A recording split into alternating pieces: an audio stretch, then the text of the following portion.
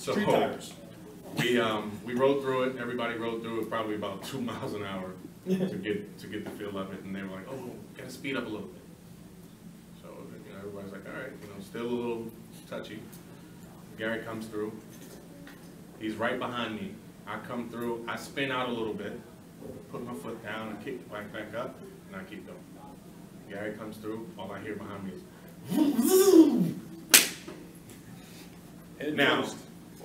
Now, mind you, the K-rail is here. There's a bulldozer right on the other side of the K-rail. So we're supposed to come through, go around the bulldozer. I come through, I spin out, I get around it. He comes through, spins out, loses control. It tosses him off into the bulldozer, head first.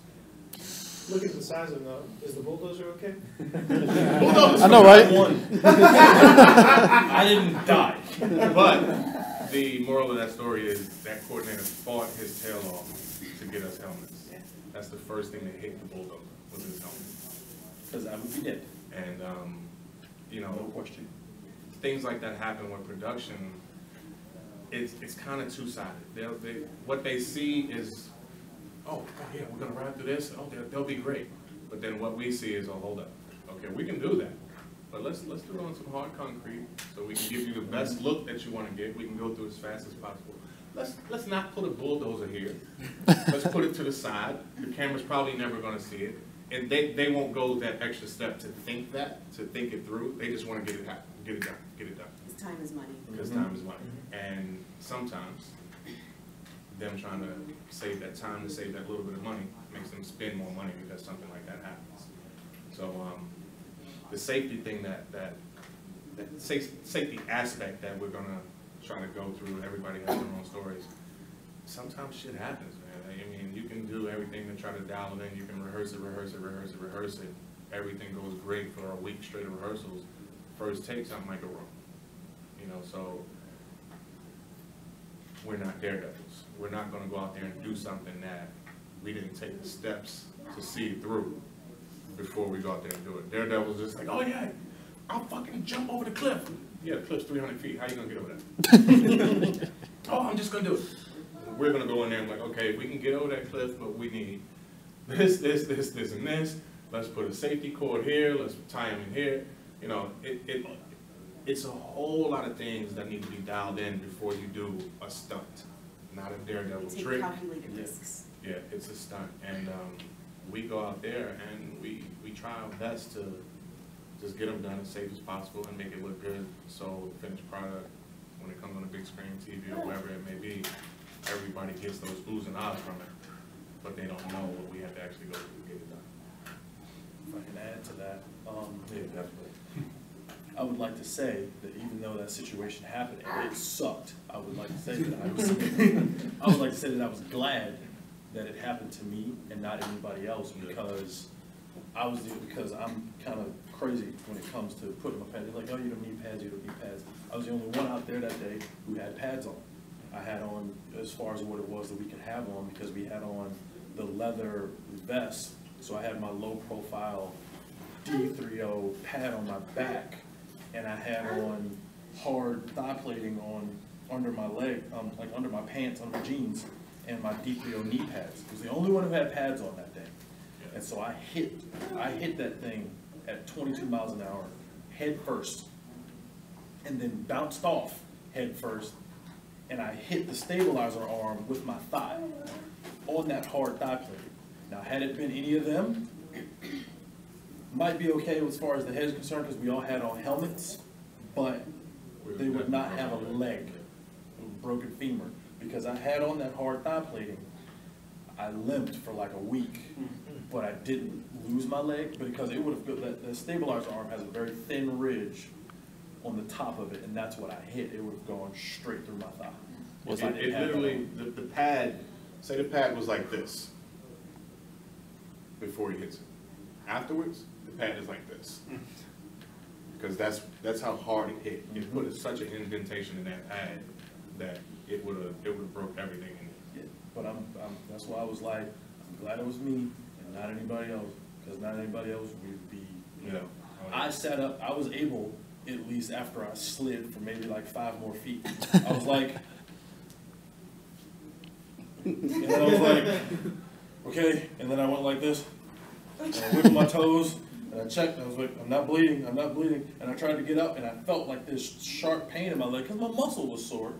But I was like, oh, I tried to get up, they were like, no, Gary, stay down. I was like, nope, I'm fine. No, I'm gonna stay down here. And then the coordinator comes over to me, and this is how worried we are about not getting the shot and not doing and making our boss look bad. I sit up after hitting a giant piece of construction machinery.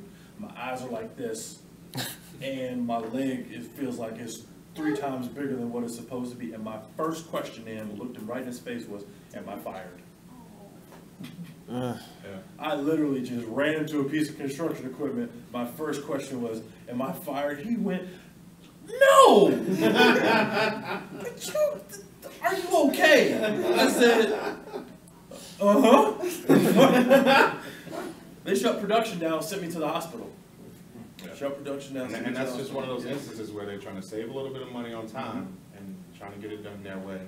If they would have just swept the gravel out, would have taken an hour at the most. We could have all got through there safely. They could have saved $350,000. Jeez. I'm gonna jump in and piggyback off that. So what's happened in our business, and well, let me start back a little bit. I've been doing stunts for over 20 years. Okay, so I started back in the 90s. Things were a little bit more Batman and Robin back then. Whereas we talked about safety, we did safe things, but the type of equipment, which we'll show you some of that stuff, the type of things we wear, you know, having a bunch of eyes to scout whatever you're doing, it's changed a little bit. With the influx of so many stunt shows on TV and shows where people are goofing off doing stunts, it's kind of put a black eye on what really a stunt person does. Yes, there are times when we risk our lives, and then there are times when it's not so hard. But the fact still remains that whenever you go into a stunt, the main thing you want to do is you want to be able to walk away from it. So, because everybody on TV pushes the envelope with things they do, you know, everybody's thrill seekers. Well, again, we're not thrill seekers. You know, when you become a stunt man, you become one of the safest people in the world because you. For clarification, when you say stunt show, you mean a show like Jackass, right? So, yeah, and I just didn't want to say Jackass, but thank you for saying Jackass. No, that makes sense. Jackass. You win. So again, that's not what we are. Everything we do is calculated. We rehearse it if we can.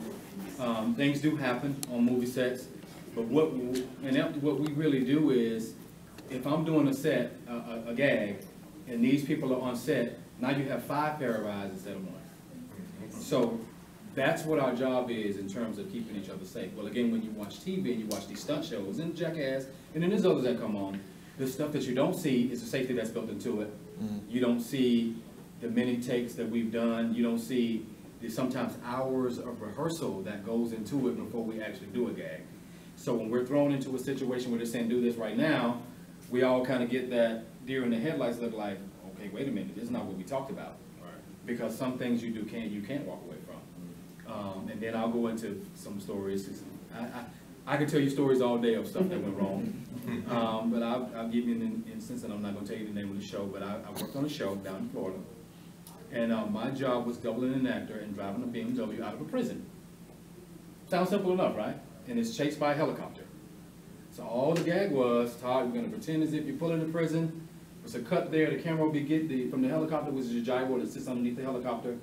You're going to back the car in, we'll just keep shooting, and then you pretend as if you're breaking somebody out of prison. You're just going to drive down beside the prison as fast as you can. Sounds easy, right? And I got a radio in my car, the director's in the helicopter, camera guy's in the helicopter, and action. I leave this prison, I slide this car around the corner, and I'm going 80 miles an hour down beside the prison. Well, you know, in most prisons, real prisons, they have guards posted on the outside that have guns that are waiting on something to happen. As I slide this car and I'm driving down beside this prison, nobody told the security guard that I was shooting a movie. Ooh. So imagine what he sees when he sees a helicopter chasing a BMW and it's coming towards him. Straight out of Bad Boys 2. He jumped out in front of me, and I said, this is strange, this must be part of what's going on. But I'm noticing that he's in front of the car, and I'm driving 60, 70 miles an hour on a dirt road. So he jumps out with the shotgun, and I see him do this. So I hit the brakes. So when you're driving on a dirt road, when you hit the brakes, naturally dust covers the car. The director in the helicopter is like, Todd, keep going, keep going. The guy comes over to the car with the shotgun and says, what are you doing? And I went, are you serious right now? And I said, we're shooting a movie. And he said, nobody told me anything. And I said, well, and they're on the radio saying, Todd, keep going. I froze, and I said, okay, why don't you reach in here and get that radio? You cue that radio and let them know what you're doing. And he looked, and he's kind of surveying, and he was a distance off from me, but he was still holding the shotgun on me that I know he chambered one because I saw him do it. Yeah. So I said, can I get the radio? So I reached with this hand, and I didn't even pick the radio up. I said, hey guys, you got a security guy holding the gun on me down here. What? So at that point, they rush down, they try to figure out what's going on. Okay, that was our mess up. You know, we should have, but I'm nervous, but it's like, okay, no harm, no foul. We're gonna reset this shot, we're gonna do it again. But now we know. I would go home. I'm the kind of person that would go home. But now we know, so, okay, I'm okay, we're okay. Let's just make it right. Okay, Todd, we're gonna gas the helicopter again, let's get it again, let's get the chopper in the air, okay, and action. I slide the car around the same corner, I'm going down the same road. All of a sudden, guy jumps out in front of me again in the same spot, but it's not the same guy. There was a changing of the guard, and nobody told the second guy. You see, you should have gone home. Right. Now, at this point, this guy, and this is the same scenario that I had just went through like an hour and a half before that. I'm going towards this guy comes out in front of the car, the same thing happens. I lock the brakes up, the car slides, dust covers the car, the director saying, Todd, why did you stop? This guy cocks the shotgun, but this time he comes over and sticks it right in my chest. Oh. Inside the car. And I just froze. I just sat there. They're calling me on the radio, Todd, go, what are you doing? Why are you stopping again?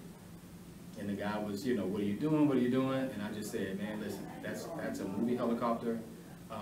This is a stunt scene. I don't know what they told you. This is ridiculous. And again, the shotgun is this far off my chest, inside the window of my car. He's looking around inside the car. I'm like, that's a radio. And I told him the same thing. If you want that radio, you reach in here and get it. So he reaches across me. He gets the radio.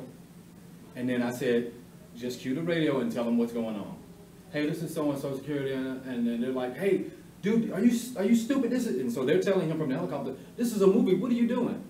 So again, second time.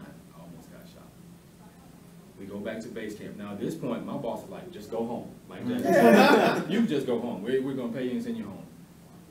They wanted this shot so bad. All I see is the warden from the prison, the producer, and the director over there having a powwow. And they're going ham. And my boss is saying, pack your stuff. Which is a good coordinator. Yeah. Absolutely. But I'm over there like this. And that's twice in 2 hours. Somebody just stuck a shotgun in my face. Right. And of course, we know these security guards, these prisons, they get paid to kill people. That's their job. Let's just face it.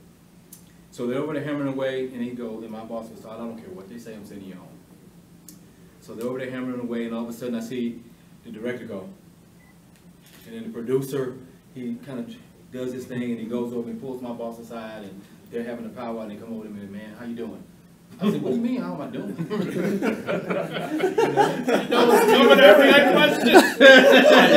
you feeling right now? It's like I'm a black man with a shotgun. With a shotgun in my face.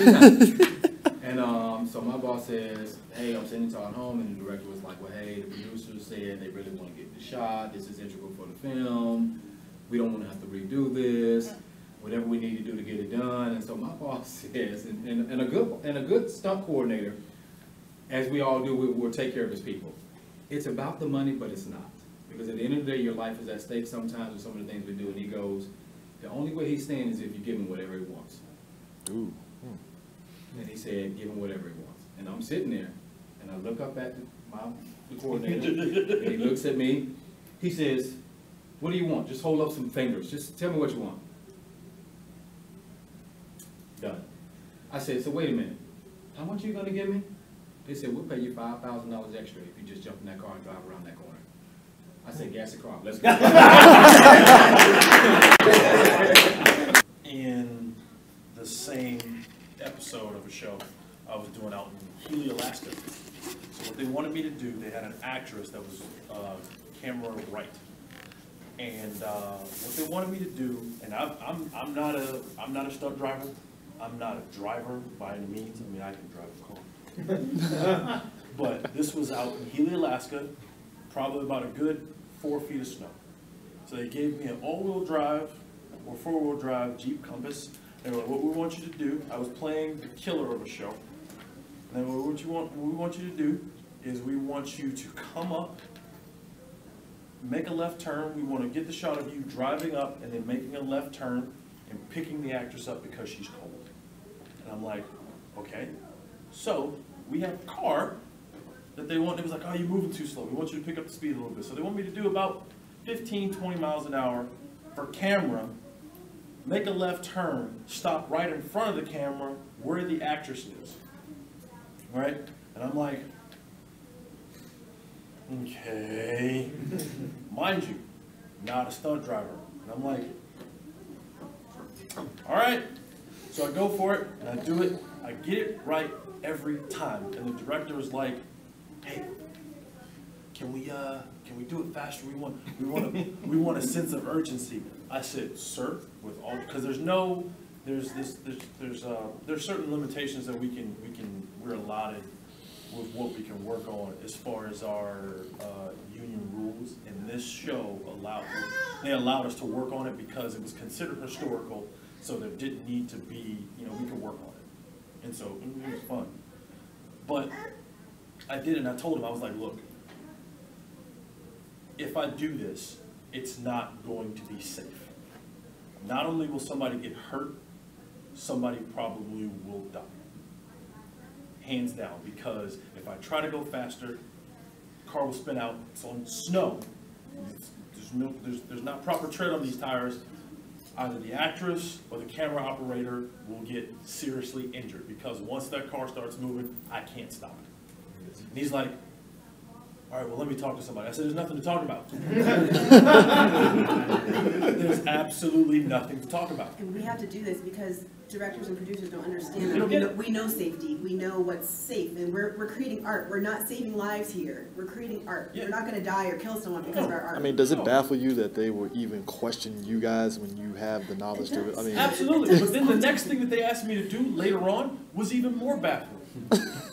This was even worse. Like, you'd think that they would know these things just by common sense, but then common sense isn't that common. Yeah, yeah. So the next shot is of me because now I've killed the actress at this point, right? Not with the car. Not with the car. Let me just reiterate: she is alive and well. But no. So now they want me to set this log on fire. But what I'm doing is I'm getting rid of the evidence of her body and setting her body on fire. So what they want to do to get a bigger flame is they want me to light a match, throw it at this, log with kindling that they've, doused in gasoline, which is fine because it's out in the snow. And I'm like, okay, this is safe, this is fine, as long as none of the gasoline gets on the snow or anything like that onto the ground. I'm like, okay. So now I toss, first take, I flick the match, I'm holding up to the face, so what they want to see is the light from the match lighting up my face, getting that, and then I'm like, gonna, light the log on fire. But now they want a bigger flame. They always want bigger. They want a bigger flame. Bigger, faster. Okay, so they get some more wood, and then they want to get the shot of the flame burning and everything like that. So what they want to do, what they think is a great idea, out in the middle of Alaska, right next to a fire station, is toss the match, let the log or kindling that they have set up, and then have somebody pour more gasoline on it while it's on fire. I said, do you know what will happen if you pour gasoline on a fire? I said, the fire will go up and create a bomb. The fire will go and eat the gasoline and create a bomb. He's like, why would it do that?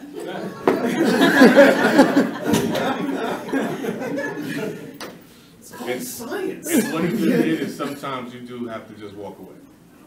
Sometimes you do. I mean, I've gone home. it's so many times where we'll say no, I'm not doing that. And the coordinator will say, no, I'm not gonna let my stunt person do that.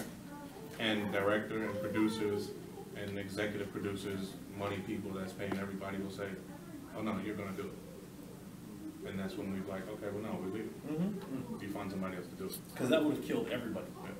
It was a giant gasoline, like, Would have been a big flame. it would have been huge. It would have been huge. The guy holding it would have died. I would have died. The guy holding the camera, we would have all been, you know, yeah. It was just boom. Yeah. Wouldn't have been bad. What was the alternative to that? Like, The alternative was to not do it. no, I'm saying, what did they end up going with that? Just for that? went with what I suggested. yeah, I was like, you can get some more wood.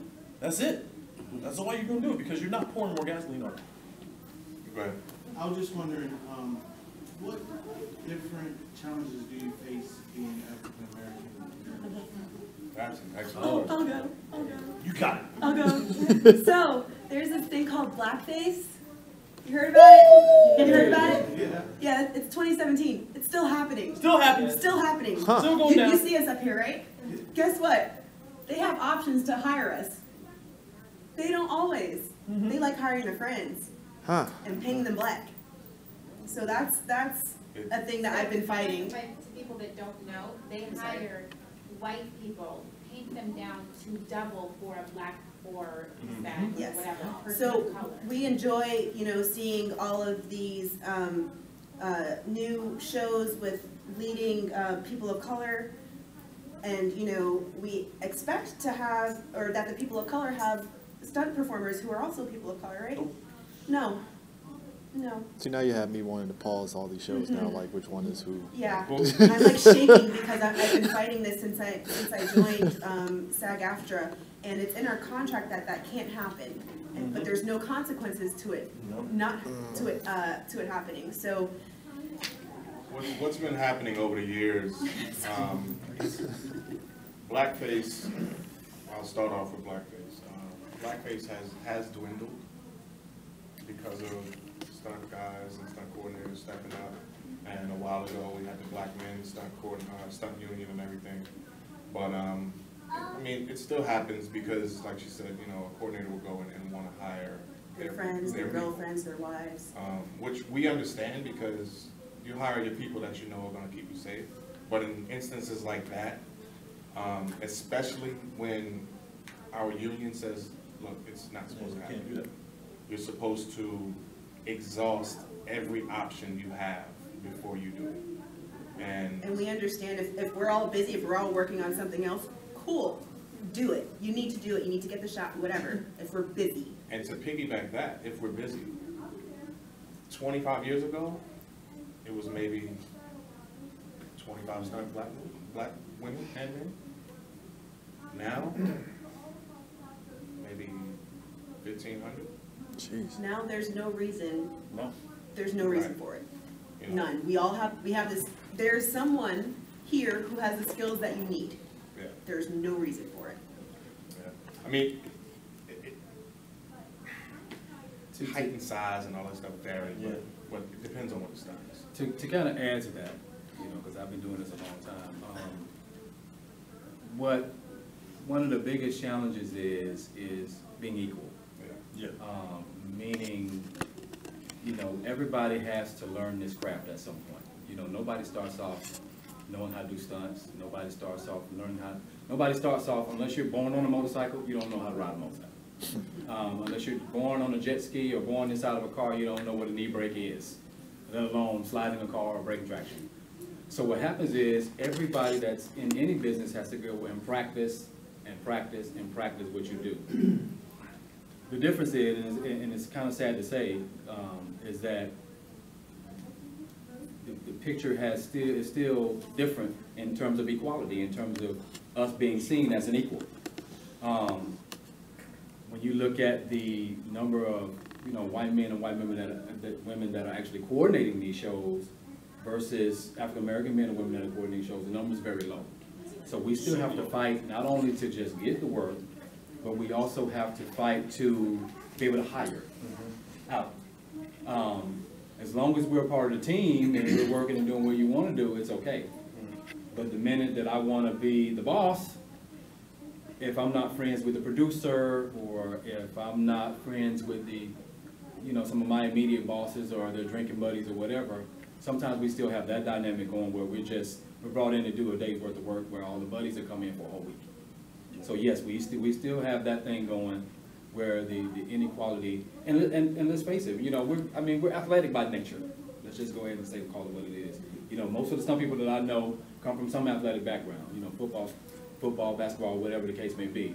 So, you know, stunts is just kind of a natural thing. You know, we were all kids. We all did that craziness. You know, having fun. You know what I'm saying? You know, and as kids, we don't see color, and we don't see, you know what I'm saying? All we see is we're having fun. We're jumping from limb to limb on the street. Or in my case, I used to take a cinder block and a piece of wood and light it on fire and jump my dirt bike over it. I never knew I wanted to be a stuntman. You know, it was one of those things that kind of just happened. So, you lit a cinder block on fire and you didn't know you were meant to be a stuntman? I mean, when you're that young, you're just doing tricks. Yeah, we do crazy stuff. You know, your brain is going 100 miles an hour and you're just like, oh, what will make this more fun? Right. Light it on fire. So, you know. Fire is so fun. So, yeah, you know, I like Firebirds. Flash forward to 20 years later, yeah, we're still fighting that fight. Yeah. Have you ever caught yourself, like, being on a movie that you were kind of like, oh my God, I can't believe I'm on this? Like, how did you keep your composure? Absolutely. Like, how do you keep your composure on that? Every single time I work, I'm in disbelief because I never thought I could do it until I started doing it. Like, I never thought I could be a stunt woman until I saw my friends doing it, and then I got a call one day, and then it happened. Yeah. But like, every single day, I'm like, whoa, I get to do this, this is fun. And sometimes I don't keep my cool. And you can see the excitement on my face, and that's sort of like Tyler Perry Studios crew loves it because I'm always like excited, like, did you hear what I get to do today? Did you hear? And they're like, I'm all giddy, and they're like, I don't know. It is it is, at least in my opinion, it is literally the best job in the world because really one of the things that I say is that if, at least from a, you know, I don't know if this will, it's universal. It's universal between stunt men and women. It can happen anywhere. Let's say you're in a room full of very rich, very powerful people, very, you know, well-established, rich, whatever. All these people are driving very expensive cars. Everybody knows who they are, whatnot, everything. You know, they're CEOs of companies, billionaires, you know, inheritance, whatever. It doesn't matter what it is that they do. And they're wearing all these expensive suits. The minute anybody figures out what it is that you do, doesn't matter what they do. You are literally the coolest person in the room. You are the coolest person in the room. Doesn't matter if you don't make as much as they do. Doesn't matter if you don't, you know, have what it is that they have. You are literally the coolest person in the room. You could be in there in your pajamas. The minute they go, really? All this guy's talking about all his 401k, how much money he made last year, who you appointed to this, what promotion you got, doesn't matter. You are the coolest person in the room because you are a stunt performer. And you, have you ever been on fire? What's the hardest thing you've ever done? Have you ever been hurt? Have you ever broken a bone? Like, what's the coolest thing you've ever done? What's the hardest thing you've ever done? And you know what? If you're excited to answer all those questions, keep doing what you're doing. Yeah. If you answer those questions every single time, because I mean, yeah, sometimes you're just like, a lot of people ask me this all the time. But the thing is that they're excited about it. They're as excited about it as you are about doing it, because they know nothing about it, and you know as much as you know about it at the time. You get more knowledge as you go along, but that's the kind of thing that happens because, you know, it's not, what's the word I'm looking for? It's not a right. This job is not a right. Even when you do it, it's not a right. It doesn't matter how many credits you have, it's not a right. You are not entitled to do this. This is a privilege every day that I get to do this. It is important. This is a privilege every day that you get to do this, because when you remember where it is that you came from, no matter what it was that you do, no matter what it was that you did, no matter what it is that you do, it is a privilege to do this job, because you can always, it can change in a heartbeat. You can get injured, you can never do it again. You can fall on hard times and you can never do it again, because even though we make a decent amount of money, this job costs money. Yeah. For equipment that you have, it still costs money to do. You have to buy equipment, you have to train, You have to keep up on your bills. I mean, you get taxed. There will be times where you may get injured and you have a lag between jobs, and then you gotta take care I'm of currently injured, I haven't worked in a month. Ah, to quote She's still made of steel. one of the old stunt guys that kind of brought me up into the game, how many people in the world get to play cops and robbers as adults? We go to work and we play. Like, how cool is that? Like literally, when you get on set and you see all your other stunt folks and stunt people and everything, I say, you ready to play today? I can't tell you how happy I is when I see him on the call sheet too. I'm like, that's what we do. I mean, we go out there, you know, to get to what this main topic is. We go out there, we have fun, we do it. We smile about it. We get to play around, run around, jump around like kids. But now we're adults, so we get to say, okay, how can we make it as safe as possible? And the reason why we enjoy this kind of stuff is because I know people always want to know, what do you go through? What have you done? What have you worked in? You know what I mean? And to piggyback what you're saying, yes, we worked on some of our childhood TV shows. Yep. You know, with Marvel stuff. I mean, I worked in the last 3 Batmans. I was in Captain America. I was in Batman vs. Superman. You know what I mean? And the list goes on and on and on. all right. So you have those surreal moments where you're on a movie set and you go, I remember watching this as a kid. Or I have comic books as a kid. So, you know, when we're asked to come and just talk to people about this kind of stuff and our experiences and being around, I mean, you're talking about the costumes. You think costumes are great here? That stuff on set is unreal. bruh. Think about How we get to transform into all these characters is so fun. You go ask anybody here how much they spent on their costume, you might get $1,000, maybe $2,000 at the most. Like these, sometimes, man, sets are spending $5–10 grand on one costume. The Fast and Furious franchise, you see all the nice cars, right? Mm-hmm. On TV, you only see one. When we go to the warehouse, there's 5 of everything. Yep. In that warehouse, like the warehouse that you see for the show, how much that was that worth? They said it was like What, the warehouse? 100 million. Man, those 100 cars. million. I just wanted to drive The cars tank. in that warehouse and the drone and the boat. What else was in there? Whatever was in there. Thing, They said it was Charger. worth $300 Lambo. million. $300 million. They had two or three 5,500 GMCs in there. They had freaking, Man, they had a summer. boat Yeah. in there. Like, it was like the size of this room. The in tank. there. Like, what is But just to that? tell you how much money they throw away, and you guys have probably already seen it, but like on Batman vs. Superman, there's a lot of Dodge. They're sponsored by Dodge. If you notice in all the movies, Dodge. Almost part. So I drove in that show, and they put me in a brand new Dodge Charger. But we modified it because we have to put e-brakes and different things in it, so of course they can't resell them. But I remember being there that day and like, dang, this car is nice, we want to have some fun. But then they're like, okay, Todd, we're going to T-bone you with the Batmobile now. What? Okay. Oh. I don't know, that's pretty fly. I mean, I'm all over that. But here's the weird thing. So Great. they're like, okay, in action. So we T-bone this thing, and then they're like, go get another one. Go get another one. And then we crashed that one. Well, you know what? That one didn't work. Go get another one. So on the back lot, there's 50 of these things sitting on flatbed trailers. Where cars go to Brand die. new. I love seeing like these car graveyards? cemeteries, like graveyards. Like they're amazing to see how we get to destroy these things. It's so fun. I'm sorry. I don't know why I'm so excited. I was on the fast day. I was at the graveyard. and I'm Yeah, the looking at all graveyard these was cars. crazy. It was And I'm heartbreaking. like, it might be a model. The most beautiful cars just destroyed. I heard sometimes though, like I think Tokyo Drift, I think Justin Lin said there was like a particular car, they only had 3 of them, and they couldn't like mess, and like they only had one car they could mess up, and the other 2 were like for like, I think it was Evo and the Nissan. yeah, the Evo, yeah, both of those 2 they couldn't I mean, like wreck it. take the one that they did where they jumped it from building to building. Yeah.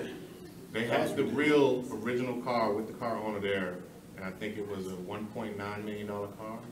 I mean, it literally had 24 karat gold Inflex. It had diamonds and rubies and everything in the headlights, and like that's the real car. So they made 2 cars that look just like it. They could fix it. Yeah. So, So, there another question. I'll do it. This is for You had to be like, shut up. Good question. We're trying to save you. Shut up. So let's talk about that.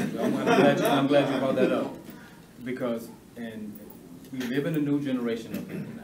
We live in the age of social media, and camera phones and stuff like that. But you got to remember, before we had that stuff, you actually had to go see somebody, and you had to have a face-to-face, and people had to get to know you and know your personality before they would actually hire you. As we talked about before, how there's so many stunt shows on TV and so many people that say, I'll do it, I'll do it, I'll do it, that we do have a younger generation of people that are coming up that will push the envelope with things they shouldn't be doing. Whereas when you learn through going through this business, if there's something that you feel unsafe about, say it. You know, where the business is changing is when you used to say, hey, I feel unsafe doing that, the coordinator would just say, hey, it's okay, let's get somebody that knows what, you know, that can do it, and I'll find somewhere else for you to do, something else for you to do. But again, you got to remember, 15, 20 years ago, there was 2,000, 3,000 stunt people. Now there's 40 or 50,000 stunt people in, you know, if you're talking from a worldwide perspective, there's stunt people all over the world now. Whereas before, they used to be in this centralized location, which is Los Angeles. And then anybody else who came to Los Angeles to be a stunt person or to be in the movie business. So yeah, you have people that'll come in and say they'll do it because they want to work. Now, is it a good thing? No. Do the old school people try to talk them out of doing that? Of course we do. You know what I mean? Learn your craft, learn what you're doing, practice hard, stay on it. You know, do it as much as possible. Like, you know, the crew back there, repetition is the main thing. Great job, you guys. You know what I'm saying? Repetition is the main thing, and you know, when we put it like this, me as a coordinator, if I come into a room full of stunt people and I say, I need somebody to slide this car around the corner, and if I hear a person say, I'll do it, that guy, I would not hire him. Didn't ask enough questions. I would be like, so what else is involved in that stunt? Yeah. Tell me what else you need me to do. Yeah. Do you understand what I'm saying? Yeah. Because that person's not thinking about safety, your safety or mine. Because remember, if you get hurt or die, it's still reflected on me. Regardless of if, you know, with something that you messed up, it's a reflection on the production, it's a reflection on the coordinator, and then our business is really small, it's a small group of us, so word gets around really, really fast. Lightning speed. If you're late, someone in LA knows about it. Like you can work on a set on the East Coast, 7 o'clock in the morning, get hurt. Before you wrap, you got friends on the West Coast calling you. Yo, you okay? Like, damn, I just wrapped. I just got off work. Yeah, I stayed. How'd you find out? Oh, everybody knows. Yeah. We're super tight, super small community. One thing that I've noticed, and I was blessed enough to, my first big job, have somebody who's been in the game for a while literally look at me at about 6 o'clock in the morning.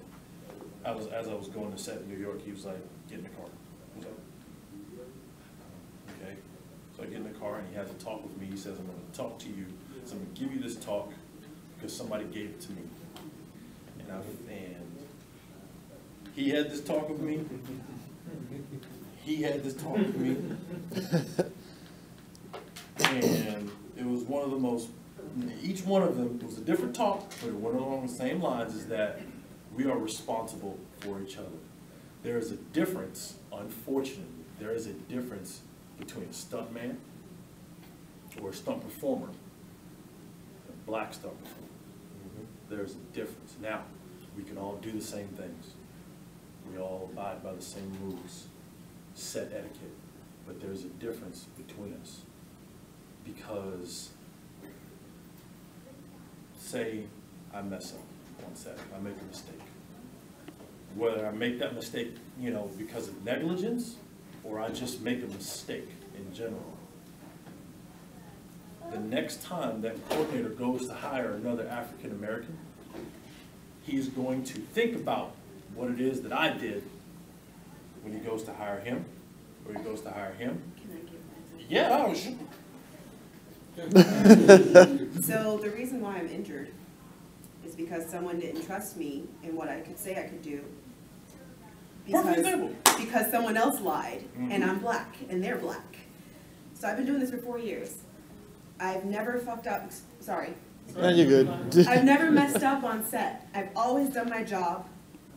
I've always gotten recommended by everyone I've worked for. I've never lied about what I can do and what I can't do. There's lots of things I can't do, and I fess up to it as soon as I get that call, like, hey, can you do this? Nope, I sure can't. How long do I have to do it, or do you need me to tell you who can?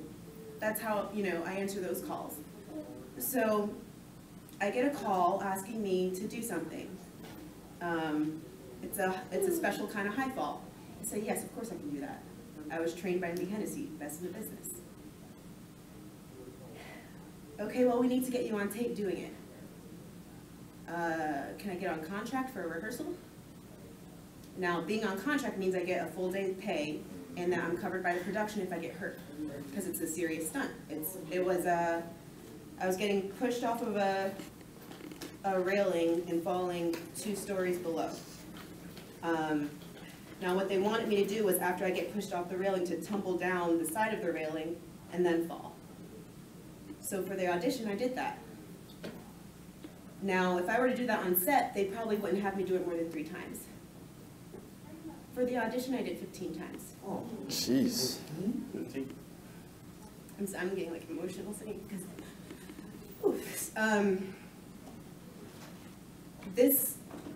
the actress I was doubling for the show, I had been doubling since January.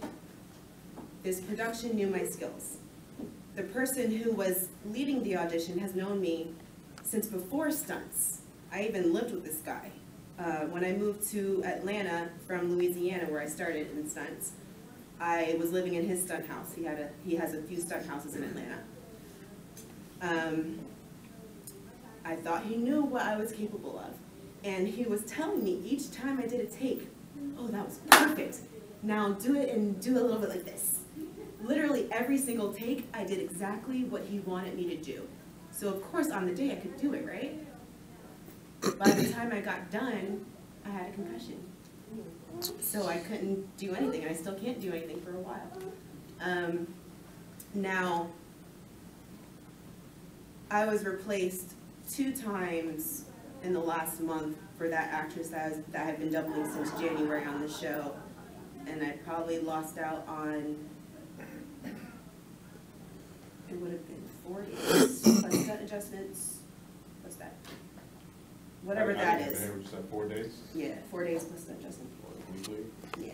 So it would have been maybe a week. So like, I don't know, maybe $3,000 plus stunt adjustments. But now I have a medical bill for $10,000. And that's on my tab because I wasn't on contract. And I can't work. Just an example of It's somebody like, else yeah. being, somebody else not doing what they're supposed to do, or not, or Yeah. lying about what it is they can do. This was because and holding her responsible. 3 other people who worked for that production who were also black women lied about their abilities.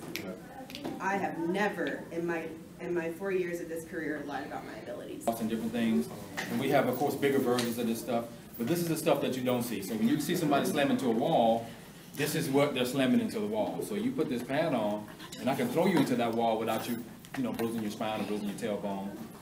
We also use, and anybody that's ever played sports has had one. This is a girdle. Oh yeah. So it's a football girdle, or this is a hockey girdle, which is a really good one. And this is the stuff that we normally wear under our clothes. So again, because when you're hitting the ground, put it like this. I worked on Hunger Games, and I remember hitting the ground 70 times on the concrete. After you hit the ground 70 times in one day, you can barely walk. So this is the kind of stuff that you wear under your clothes to protect your hips, protect your tailbone. And now everything is Eurofit. So we used to have these big bulky pads, but now they make light stuff like this. It's an elbow pad, but all the clothes on TV now are all slender cut, sleeveless. And Now, Angela, Skinny tell them jeans. what we have to do. Tell them what we have to do as women have it women. worse. Women have it worse. Think about your favorite action star, your favorite female action stars and what they wear. Now think about what kind of pads or no pads that we have to wear. I did a concrete stair fall and lingerie. Out of the five of us, they're the toughest. Yeah. Girls take the hardest hit 75% because of the time, most of the time we're not padded up. females are going out We're there going to with concrete, nothing. ground pounding, no protection. So remember that when you watch, ScarJo or anybody else, remember their stunt doubles, man. Yeah, and that goes to your question also. They're not gonna go out there and want to do that. They might say, oh yeah, that's their fault, oh man, it hurt, it did this. No, it's not them. Yeah, I just did my first stair fall. It was awesome, yeah. Luckily, Stair falls I are got tough. to You have to wear, get over the fear factor. yeah, it sucks, but luckily I got to wear like actual clothing, so I could wear my knees and elbows. But I still knew the next day that I went down the stairs like 8 times. Ooh. Yeah, because I went down 3 or 4 times, but I didn't like how it looked on film. So I was just like, okay, I need to do that over again. Let's run it again. No, oh, my pants came down a little bit. Let's run it again. There will be so many things that go wrong with your stunt that aren't your stunt. We can do a fight. The fight will be perfect, timing will be perfect, everything will be perfect, and somebody will come in and say, "Ah, the camera needs to move." Boom's in the shot. The boom shadow is in the shot. No. B camera didn't roll. Yeah, B camera didn't roll. You know, there'll be so many things that The PA walked right through the shot. have nothing to do with your actual stunt that you're doing that go wrong, that make you do it a 6th time, a 7th time, which then goes into what Todd said. You're getting tired now. Or you get one of these. You know, and you're getting tired now. So instead of the punch being this far, now the punch is this far, and then you get a little bit more tired, and now you're leaning into it. And this person is, you know, they might have a little bit more energy. So now that punch, instead of it missing, now it's going to connect. And you're going to hear that instead of just seeing it. So that's what the whole safety factor of everything is. It's so many things you have to dial in. Oh my God. Dealing with actors, actresses, of course. $1 million actors, actresses. You know, you want to be as far as you can away from them and make it look real. Camera angles, everything's going to look weird once we do it in here because it's not on a camera angle. But if you can be on a camera and be 3 feet away from an actor or actress and make it sell, that actress will be perfect. They will feel great, they'll feel safe, they'll do it 100 times. But if they change that camera angle and you got to step in a little bit, that actor would be like, well, why'd they move in? You know, why are they closer now? Why is the punch changing? Well, you know what, I don't feel comfortable doing this. Can I have my stunt person come in and do it for me? So when those things happen, you got to say, you know what? And then there's the other side of that, where an actor will say, "No, you can really hit me. Let me have it. It's okay. Don't do it. It's a trick. It's a trick. At that point, you gotta lawsuit. If you want to work again, don't do it. But this is where you, as stunt performers, have to exhibit control, because you still have to be able to shoot those shots in there and make them look real, even though you can't really hit the guy. You know what I'm saying? Hollow fist. So again, that's where, you know, Hollow fist is like leaving an egg in your... Camera will never see it. Yep, never see it. And then there's things like when we get tired, and I'll give you for instance, so if we've been fighting, I end up on the ground, okay? And then his job is to pick me up and do something else. Now, we've been fighting for hours. The one thing that people don't see or don't pay attention to is, now of course, I'm not ready to pick myself up, but to help him because he's tired now, when he goes to pick me up, this is what we're doing. This is the stuff that you don't pay attention to. So when he picks me up, I'm actually helping him help me. That's all. Does that make sense?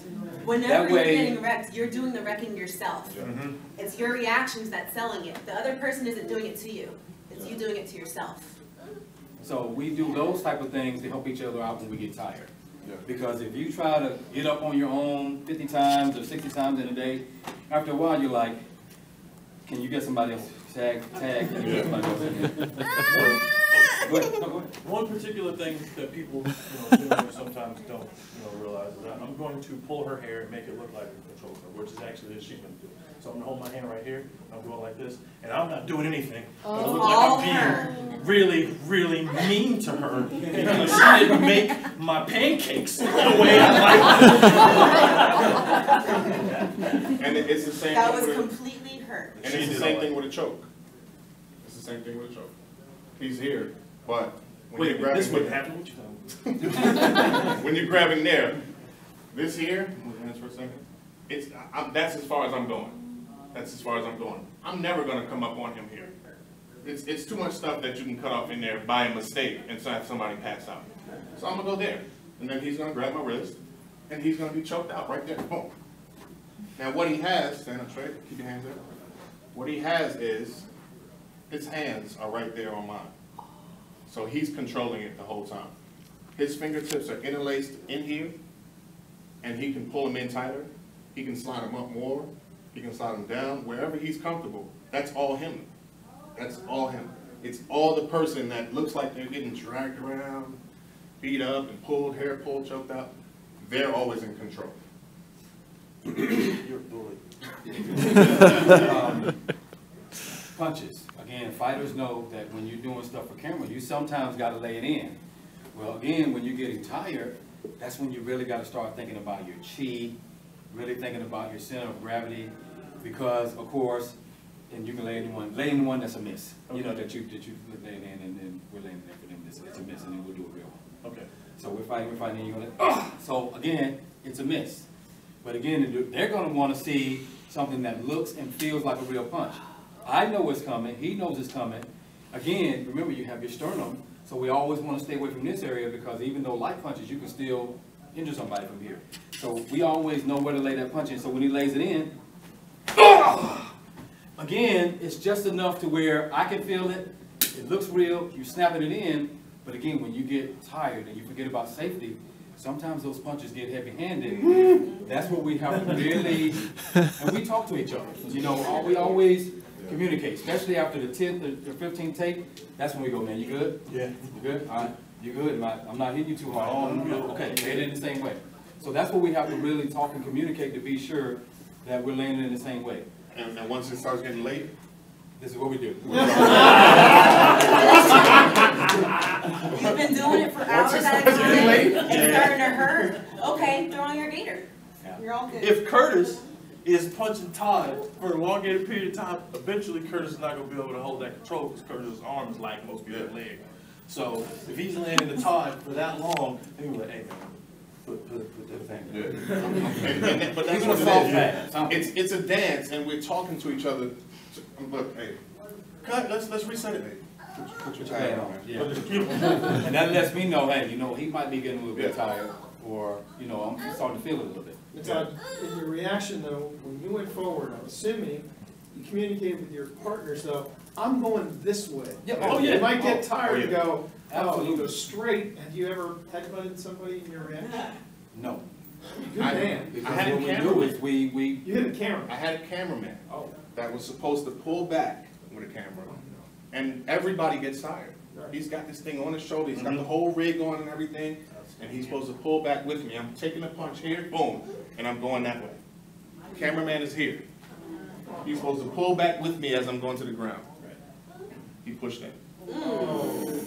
Hit my head on the camera, cut me open right there. I'm laying down, I'm leaking. And I didn't know, you know, it was hot outside. I thought it was just sweat. Okay, cut, let's reset it. I stood up. Okay, let's do it again. They were like, okay, let's go get you stitched up first. Now, we also do groin shots. Okay, so when you say groin shots in movies, okay, so let's talk about groin. So we actually have a leather strap that goes between your legs that actually covers your groin that we normally use when you're doing that kind of stuff. But if we get on the set and we don't have that stuff, then we have to be careful that, you know, you don't lay into a guy. So that's where you're using the inner thigh. You know what I mean? So if you're coming in with a kick, you know, where you want to really lay it in, you know, you're coming right in there. And again, it's all angled. All the camera people know if you move it, nobody will never be able to tell that you didn't kick him in the nads right there. There's another trick that I know. Okay, come on. You take a strap, you put it one side of your shoe, bring it up through here. You don't let it go all the way up. So there's that much space. Yeah. It'll never go past that. Let it go down the other way. You kick straight, right, but you still want to wear a cup. Just in case. I like that one better. Yeah. Jennifer Badger taught me that one. That's a good one. Yeah. Leg strikes and stuff where it looks like, you know, legs are breaking. Again, we rehearse that stuff over and over and over. So we don't play around with, you know, coming in and doing, you know, when you're coming in and doing, because, you know, as a real fighter, when you're fighting and you're doing tournaments and you're doing that kind of stuff. As a real fighter, Not on film, Right. not a television fighter, not anything. Even if you are a real fighter, TV, movie is different. It's different. You're not gonna land the same hits. You're not gonna try to go for the same places you're gonna go to if you're in the ring trying to take somebody's head off. When you're doing that kind of stuff, again, what we do is we always keep our eyes on that person. You know what I'm saying? And it's, even in a real situation, you know, when you're trying to fight or whatever, you always keep your eyes on the opponent. But we're always keeping an eye out for stuff like that because we want to make sure that we're not hurting the next person. And again, you're just tapping him, but you're doing it in a way to let him do the motion instead of, so I'm not kicking his leg out from under him. I just want to do enough to just to let him know that I was there and then just let him take it from there. As with anything, he's selling the reaction. It's his reaction that's telling you how hard he hit. His. Things going to the face, the same thing. Okay. So if I'm coming in, I ain't stretched, so I'm still waiting.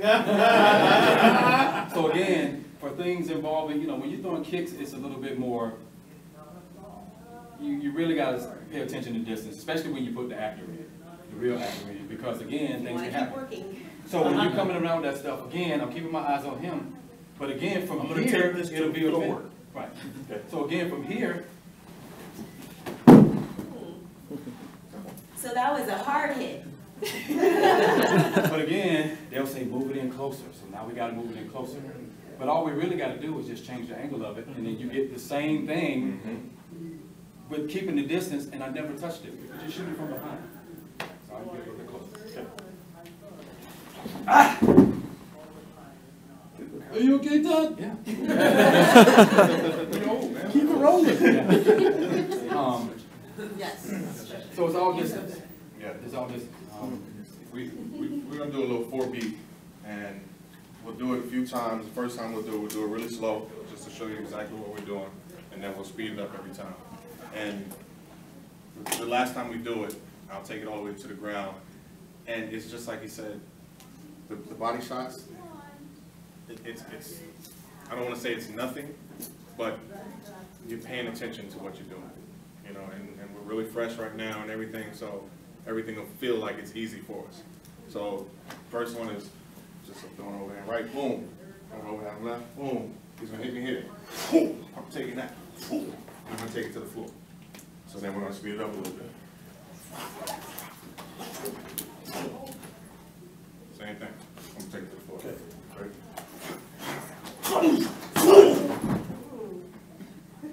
And he's barely touching me. But he's barely touching me.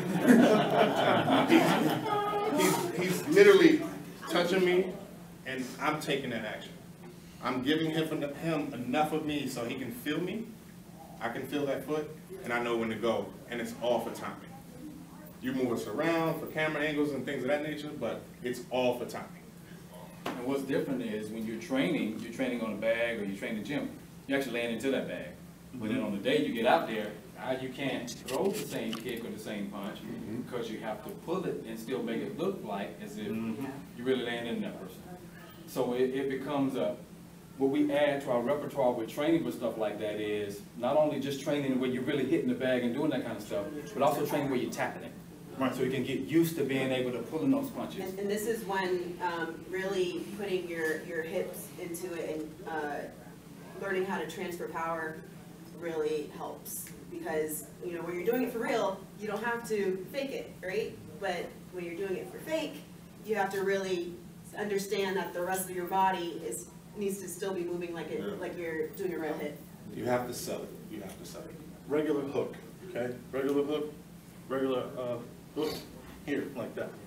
Movie hook, like that, okay? Side kick for film, or side kick, regular, boom, okay?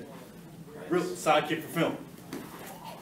See, it's all about the stuff afterwards. Yeah, and that's literally all about the stuff afterwards. That's really what it is, because in film, I mean, think about it. Every time you see a hit in the film, like, damn, you got hit hard, but then you're looking at the person that did the hitting. Yeah. You're not looking at the guy who got hit, you're looking at the dude who did the hitting. That's exactly where your attention goes, like, because you're waiting on what's next coming from that person. So if they just, like you said, that first side kick is just boom, you're like, oh shit, they're not ready to do anything else. We call that egg on your face. They come with that side kick and then they come down and they're ready to throw something else. It's like, oh shit, something else is about to happen. You know what I mean? And that's how you tell that story in a film or a TV show. That sidekick would take somebody out. Real life. In a film, somebody's gonna get up. Yeah. Another person's gonna come running in. So you gotta tell that story, you gotta have that arc to where us being the audience of it, when we're looking at it, we're like, oh shit, something else is about to happen. Oh, another person's gonna come in now, or the fight's gonna get bigger, you know what I mean? So, doing stunts and making sure timing's right, making sure it looks good, making sure you're selling it, all that is still telling that story. Any questions? Can you do that sequence again where y'all Give me a contract. Yeah.